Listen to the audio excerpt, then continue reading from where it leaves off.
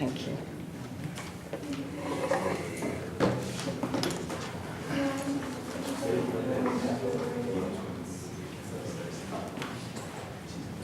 All right, that was a debacle. Okay, if anyone that did their role play on Wednesday still has the cards, if you could give those back to me before you go to those, please.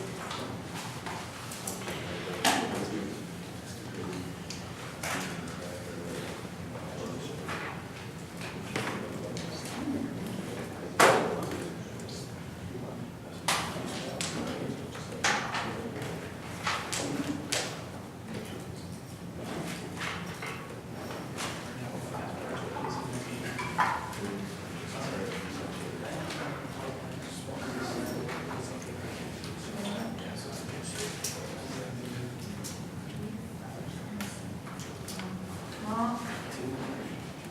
Mark?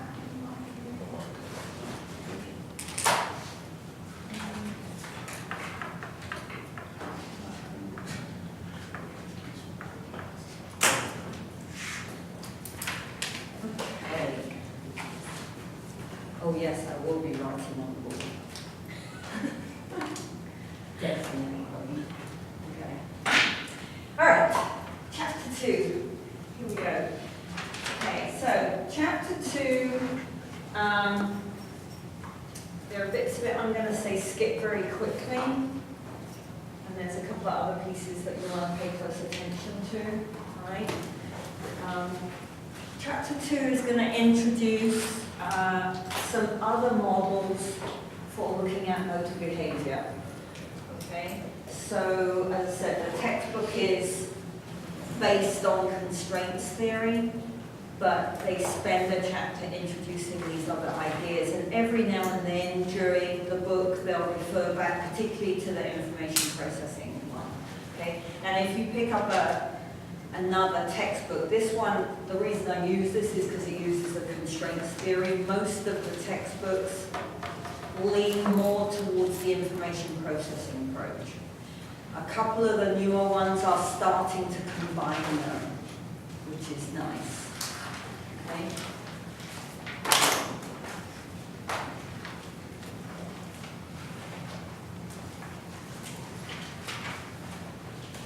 So what we're interested in is trying to understand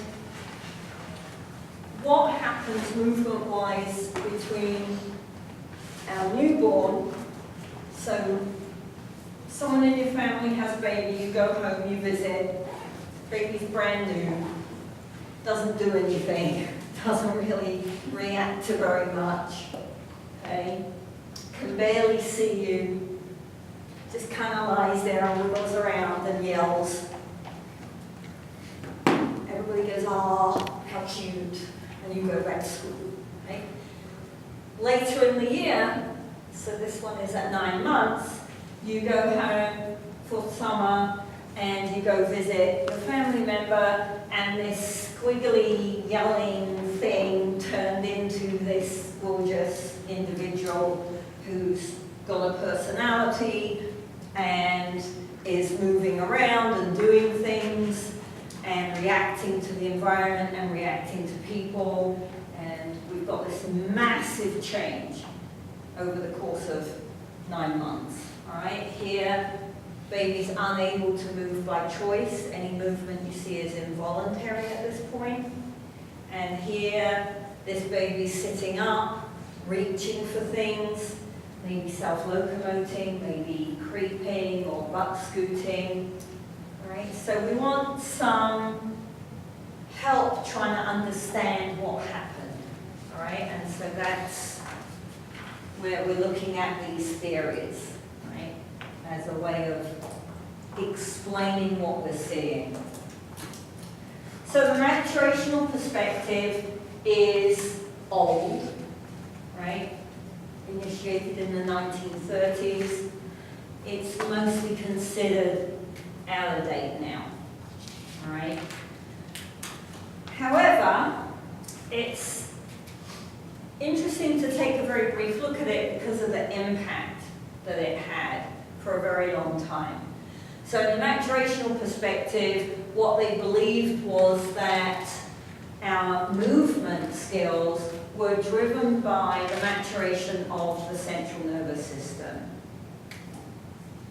And so our movement skills were all genetically driven. They were hardwired, they're going to occur, the baby was typically developing these, you're going to see these skills. And so they didn't really believe in the influence of the environment. It might speed up or slow down the development of the skills, but it didn't change the course of the development. Okay? So, really old school type thinking.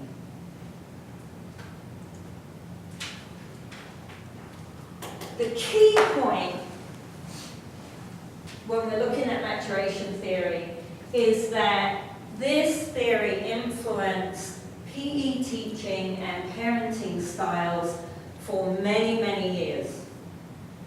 And even now, you'll get some old school PE teachers or old school coaches, parents who aren't very educated, who think that children are just going to learn to throw a ball. Right? If I give them a ball, they'll throw a ball. And we know, looking at our MSU chart, that they'll throw a ball, but they may not throw that ball very well. And it takes practice and good modeling and good feedback for that throwing skill to develop into something useful. All right? So, basic motor skills emerge automatically, might be on an individual timeline, but we're going to see them. There's no need for special training to develop basic skills because all children do them. Okay? Mild deprivation doesn't make any difference. Okay?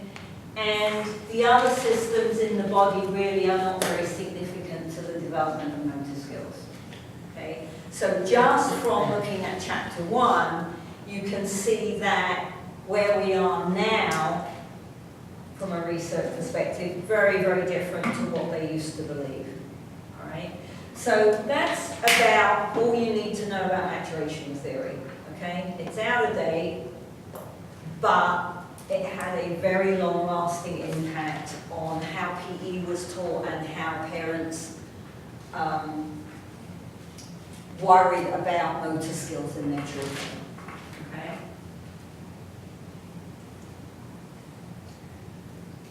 Much more useful is perspective number 2, which is the information processing approach.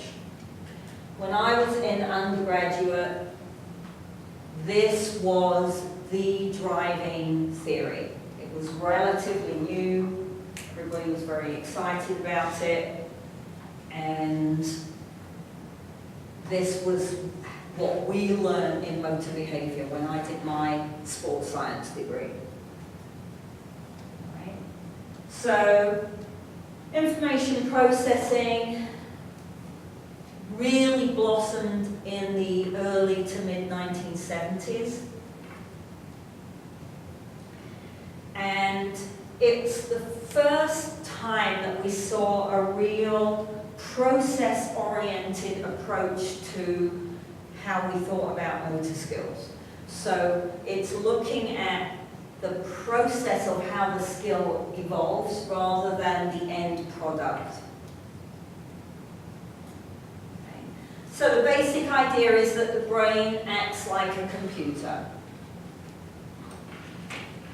Okay. So